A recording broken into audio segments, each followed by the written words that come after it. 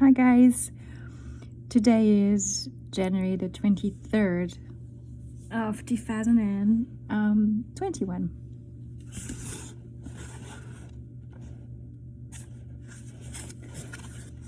Séverine's not sure why she turned her back on Brigitte in the middle of the night. She never wanted to ignore the ghosts before. She spent most of her life willing them to appear. But before, they had wanted to speak. They had been happy to see her. Now their appearance seemed to say something else. No, not their appearance. Brigitte's appearance. Where is her granny? As they walk up the cobbled streets, listen to the commentary about the castle, with François asking so many questions. Take photos from between the cannons and eat ice cream despite the chill in the air. She catches herself glancing over her shoulder, looking into the darkened alleyways, behind closed blinds, and along the shadows of the old town, wondering if Brigitte will appear again. What are you looking for? François pulls his mama away from a dark alleyway of steps that smells like toilet. Just wondering where we should go next, she says. He doesn't believe her. She was hardly listening to the man talking about the castle, and when he got ice cream on his face, she didn't even notice. He had to wipe it off on his sleeve, and he doesn't like doing that. Let's sit down in the garden, she says. The garden used to be a loch in the middle of the city. That used to be where they dunked witches, she says, and then she stops talking suddenly. Is that a story you're not supposed to tell a child, he says, and his mama looks surprised, and maybe a little bit like she's going to laugh. I'm going to tell you a secret now, she says. His eyes widen. Okay. My granny told me when I was little, she says, and now I'm going to tell you. François doesn't believe in Father Christmas anymore. He doesn't believe in magic either. He's 8 years old. So he scrunches up his nose at his mama's story of ghosts and waits for her to tell him the real truth. Well, you were named after your great-great-grandpa, Paul François, she says. Do you believe that much? Of course, he says. I've seen a photo of him, so I know that he was real. He's just dead now. And of course, that's when great-grandpa Paul François decides to appear. We need to talk, he says, fading in and out of vision. Séverine shakes her head. I know, not now. Later. In the night. We can't stay long here, it's too far. He's gone again. Séverine frowns. The bagpipe player starts up again, and François clasps his hands over his ears and squeals. Shouting over the noise, he says, You know, Mama, there's no such thing as witches, and there's no such thing as ghosts. In the first second after Roisin wakes, she doesn't know where she is, and she loves it. She looks over to the curtains, red and gold, thinner than expected, up to the ceiling with its ornate plasterwork and old-fashioned charm. Voices, traffic, laughter, unexpected sunshine. Her flatmate is making coffee. She knocks, passes it in. Skies look clear, she says. You're going up to the observatory today? Tammy sits cross-legged on the floor as they chat. She is studying French and Spanish. Says it means she can live in pretty much any continent of the world. But after she's left the flat and Roisin is on her own again, Liam appears in her mind. Every morning there is this moment, the flash of a different life. His face the last time she saw him, the shadow beneath his eyes, before he's brushed away. The sea is keeping them apart, the distance is for the best. She did the right thing. She's out in the world. She rolls on to her side, decides not to get up just yet. She doesn't have to work today. The party is planned for this evening. The predictions are for the comet to explode in the atmosphere of Jupiter in the early hours of the morning. A comet this size colliding with a planet, it's the stuff of Armageddon. That is what she wants to see in her life. the power of something extraordinary. Eventually, she pulls on leggings and a jumper, changes the jumper for a t-shirt when she looks out of the window.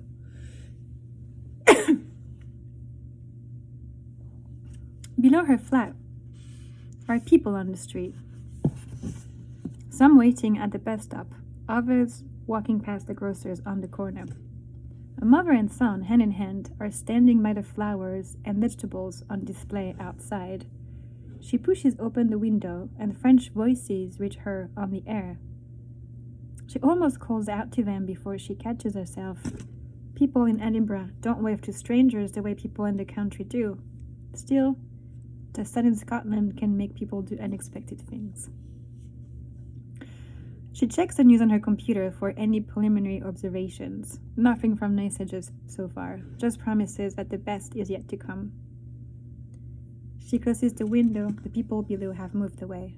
It makes her feel strangely alone.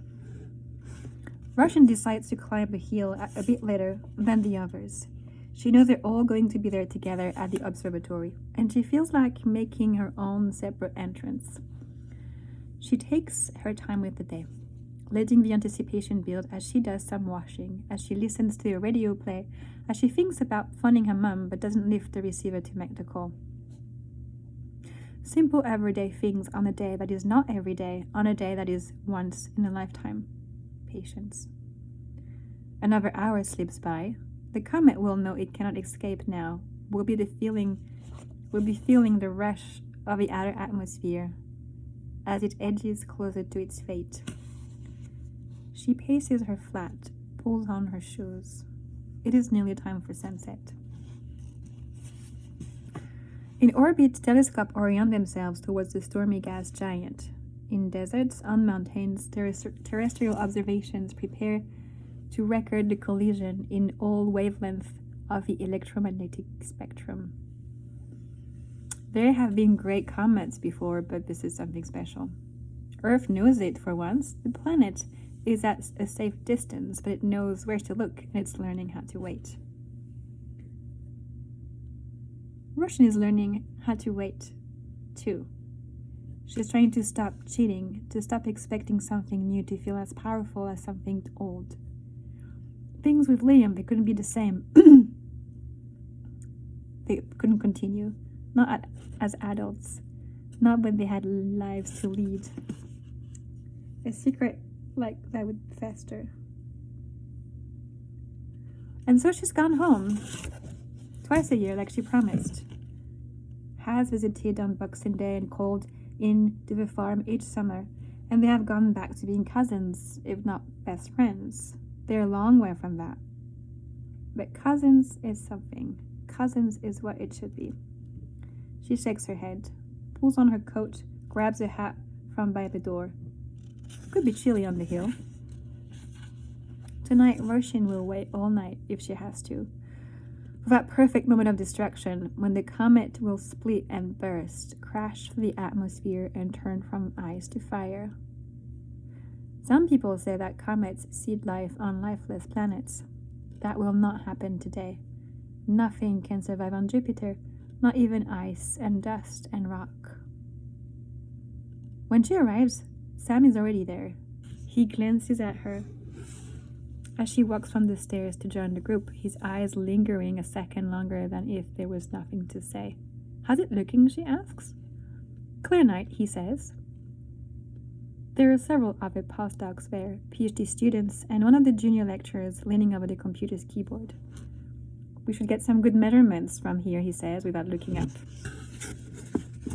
Russian thinks about saying she's more interested in the view, then she realizes how unscientific she sounds. Sam turns away. Russian thinks about Liam, then promises herself she will stop.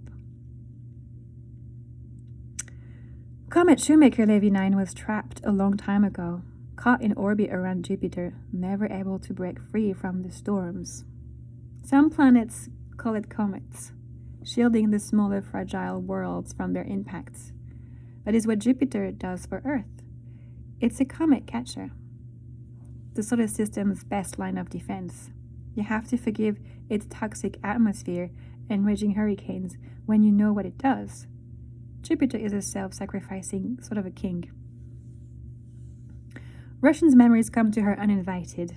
She's looking through the telescope, focused on Jupiter's southern hemisphere, and she is thinking about the touch of his stubble on her chin, the taste of his skin where she once licked fresh water from the crease inside his elbow, the way his thumb brushed her lips outside the school gate.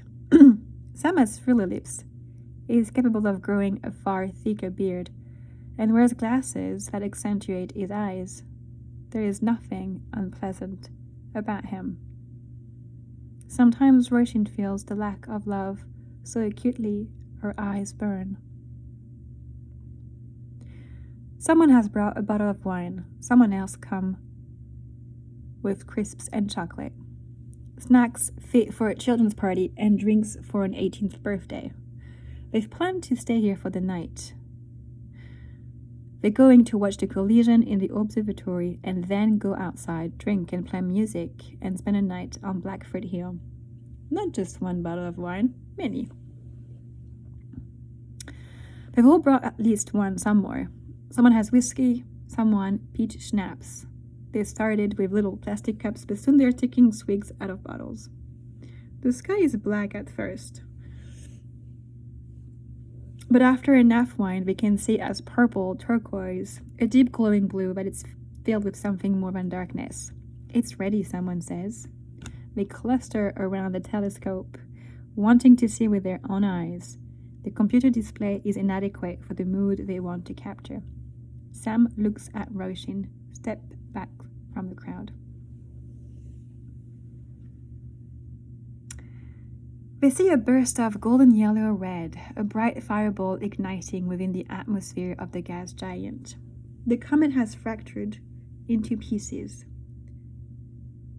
And this is the first of them, the bravest, letting go of its orbit and agreeing to burn. It lasts for a while. There is nothing immediate about this particular form of ending. It is not the miracle she was expecting. Roshin looks through the eye of the telescope, imagines Liam doing the same. His binoculars made a quiet thud on the ground. The last time he saw a comet, he was angry. Perhaps he still is. That must be why he won't hold her gaze. She feels a hand on her shoulder. Someone takes her wrist. Come outside, Sam says. They step out into the dark, stumble along the muddy path and over the crest of the hill. Severine is woken up by a terrible pain in her stomach. Something has happened, and she has no idea what it is, but it feels like something in her is breaking apart. Something that should be whole is fracturing into pieces. Didn't you realize? Says great-grandpa Paul Francois. He looks different, diminished. If you want to see us, there are conditions, he says. Your granny told you. Severine clutches her stomach and her eyes close over. She had lost consciousness, but she wakes again, and a different ghost is there. Brigitte is standing at the foot of the bed. There are burns on her arms and legs. Her skin is a raw mess of blackened wounds. What are you doing here? Brigitte says. Severine doesn't reply. She mustn't wake Francois. He must never see this, feel this horror. Did we not make it clear that you have to stay in Bayeux? Otherwise we can't. She remembers her granny's voice, her words from years ago. But surely only when there's a comet in. All the time. Always?